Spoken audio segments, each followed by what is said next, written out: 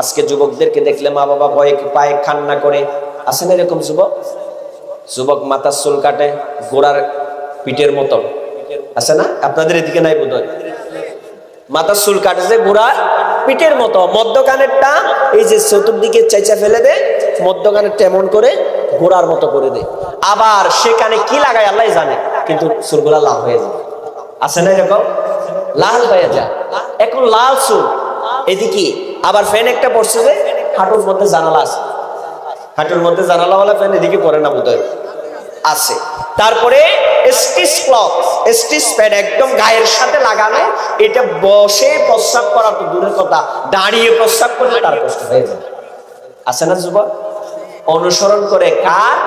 শাহরুখ খানের, কার? নেইমারের, কার? মেসির, কার? বাচ্চাদের অপসংস্কৃতি ভরপুর খেলোয়াড়, দুনিয়ার জমিনে যত নর্তকী নায়ক নায়িকা আছে তাদের জীবনকে অনুসরণ করে আজকে যুবকেরা আল্লাহ রসুলের অনুসরণ ভুলে গিয়েছে, নায়ক নায়িকাদের জীবন অনুসরণ করছে। আজকের যুবকেরা আল্লাহ রসুলের অনুসরণের কথা ভুলে গিয়েছে, নর্তকীদের জীবন অনুসরণ করতেছে। এই জন্য আজকে সমাজের মধ্যে যুবকেরা অপরাধ বেশি ঘটাচ্ছে, অপরাধ নিয়ন্ত্রণ করা কঠিন হয়ে যাচ্ছে, ঠিক কিনা বলে? কিশোর গ্যাং আছে না নাই? ইয়াবাকো, মদখোর। দেশের প্রশাসন এত চেষ্টা করতেছে এই মাদককে নিয়ন্ত্রণ করার জন্য, কোনোভাবেই নিয়ন্ত্রণ আসতেছে না। কারণ আমার দেশের সপ্তম শ্রেণীর ছাত্র পর্যন্ত এখন ড্রাগসের সাথে, নেশার সাথে সম্পৃক্ত, ঠিক কিনা বলে? এই ড্রাগস, এই নেশা, এগুলি দূরীভূত করতে হলে রাসূলুল্লাহর জীবনী অনুসরণ করা ছাড়া কোনো রাস্তা। এই জন্য আল্লাহ সুবহানাহু ওয়া তাআলা বলেন, অশান্ত পৃথিবী, অশান্ত পরিবার, অশান্ত রাষ্ট্র, অশান্ত গ্রাম, অশান্ত জায়গা শান্ত হয়ে যাবে। বেঁচে কিছু দূরে যাওয়ার দরকার নাই, বেশি একটি মাত্র তৈরি করে, সেটা হলো আতিউল্লাহ ওয়ার রাসূলা। আল্লাহ এবং রাসূলের কথা মানো। আল্লাহ এবং রাসূলের কথা মানলে তোমার জীবনটা অটোমেটিক্যালি শান্তিতে চলে আসবে। হ্যাঁ, দুনিয়ার মানুষেরা শান্তির জন্য কোথায় যাওয়ার দরকার নাই, একটু শান্তি যদি তোমরা চাও কোরআনের কাছে আসো, কোরআন তোমাদেরকে শান্তির পয়গাম দিচ্ছে। সেই শান্তির পয়গাম হলো আল্লাহ এবং রাসূলের শিক্ষা মতো, আদেশ নিষেধ মতো তোমার জীবনটা পরিচালনা করো। তাহলে শান্তির জন্য কোরআনের থিওরি জানা, রাসূলের জীবন আদর্শ মানা। কথা বুঝতে পেরেছেন? এবার আসুন, কেন রাসূলের আদর্শ মানতে হবে আমাদের? আল্লাহ রাব্বুল আলামিন বলেন, লাকাদ কানা লাকুম ফি রাসূলিল্লাহি উসওয়াতুন হাসানাতুন লিমান কানা ইয়ারজুল্লাহ ওয়াল ইয়াওমাল আখির ওয়া যাকারাল্লাহা কাসীরা। এ দুনিয়ার মানুষ শোনো, তোমাদের জীবন পরিচালনার জন্য একজন মানুষের জীবন জন্ম থেকে খাটিয়া পর্যন্ত, পৌঁছা পর্যন্ত মানুষের জীবনটা কেমনে চলবে, তার জীবনটা কেমনে পরিচালনা করবে, সিস্টেম কেমন হবে, কানুন কেমন হবে, দর্শন কেমন হবে, সংস্কৃতি কেমন হবে, আপনার সভ্যতাটা কিভাবে সাজাতে হবে, সবকিছু আল্লাহ রাব্বুল আলামিন বলেন সমস্ত আদর্শ আমি মুহাম্মদুর রাসূলুল্লাহ সাল্লাল্লাহু আলাইহি ওয়াসাল্লামের চরিত্রের ভিতরে একেবারে সেটিং করে দিয়েছি। রাসূলুল্লাহর চরিত্রের ভিতরে উত্তম আদর্শ রেখেছেন। আল্লাহ বলেছেন অনুকরণীয় আদর্শ, অনুসরণীয় আদর্শ, মানার মতো আদর্শ, জানার মতো আদর্শ, এমন কোন আদর্শ বাদ নাই যে আদর্শটা দুনিয়ার জমিনে আল্লাহর রাসূলের চরিত্র থেকে আপনি খুঁজে বাহিরে করতে পারবেন না। এমন কোন আদর্শ, এমন কোন থিওরি, এমন কোন কানুন মানুষের জীবনে যা প্রয়োজন আপনি পাবেন না, যে এমন কোন সমস্যা নাই যা রাসূলের আদর্শের ভিতর নেই। সুবহানাল্লাহ। কথা বুঝতে পেরেছেন?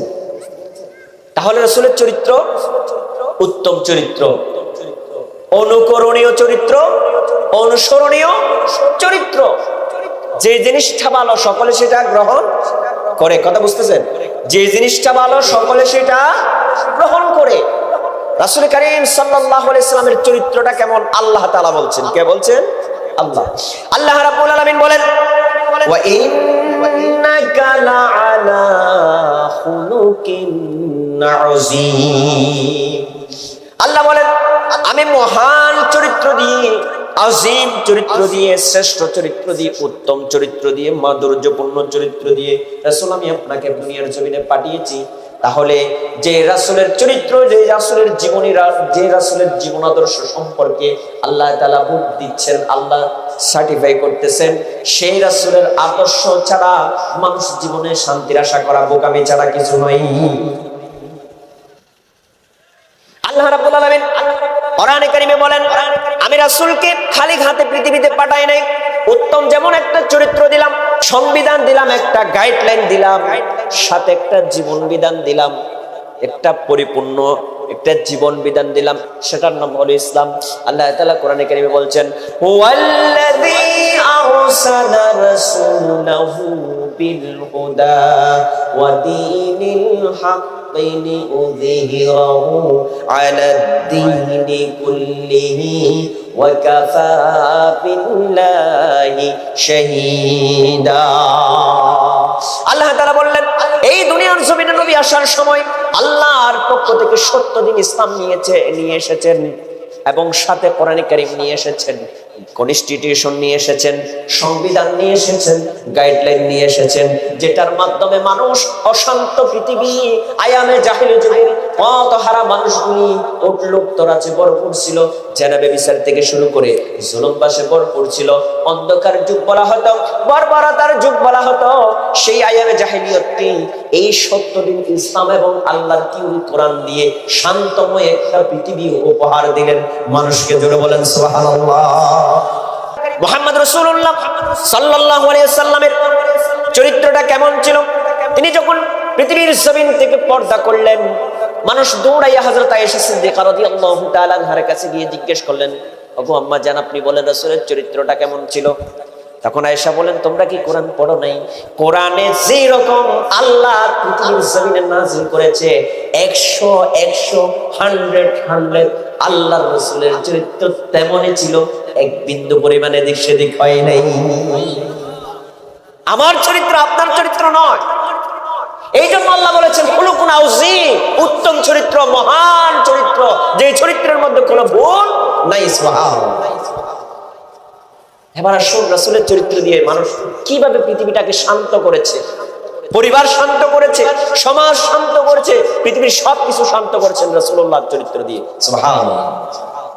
রাসূলুল্লাহ শ্রেষ্ঠ রাষ্ট্রনায়ক ছিলেন, রাসূলুল্লাহ শ্রেষ্ঠ একজন স্বামী ছিলেন, রাসূলুল্লাহ শ্রেষ্ঠ নানা ছিলেন, রাসূলুল্লাহ শ্রেষ্ঠ চেয়ারম্যান ছিলেন, রাসূলুল্লাহ শ্রেষ্ঠ দিন প্রচারক ছিলেন, রাসূলুল্লাহ পৃথিবীর জমিনে শ্রেষ্ঠ মানুষ ছিলেন। সুবহানাল্লাহ। তাহলে কিছু অন্য কোথাও খোঁজার দরকার নাই। রাসূল কেমন ভালোবাসতো? আল্লাহ রাসূলের আরেকজন সাহাবী হযরত খুবাইব রাদিয়াল্লাহু তাআলা আনহুর জীবনী দেখেন। রাসূলকে জীবনের শেষ নিঃশ্বাস ত্যাগ করার পর রাসূলকে কেমন ভালোবেসেছেন, আনুগত্য করেছেন। হযরত খুবাইব রাদিয়াল্লাহু তাআলা আনহু রাসূলের খুব কাছের একজন সাহাবী। কেমন সাহাবী ছিলেন? আল্লাহর হাবিব মুহাম্মদ রাসূলুল্লাহ সাল্লাল্লাহু আলাইহি ওয়াসাল্লাম যখন বদরের যুদ্ধ শেষ করলেন, বদরের যুদ্ধের পরে মক্কার কুরাইশগণ প্রতিশোধের নেশায় পাগল পারা হয়ে গেছে। এই মক্কার কাফেররা প্রতিশোধ নেওয়ার জন্য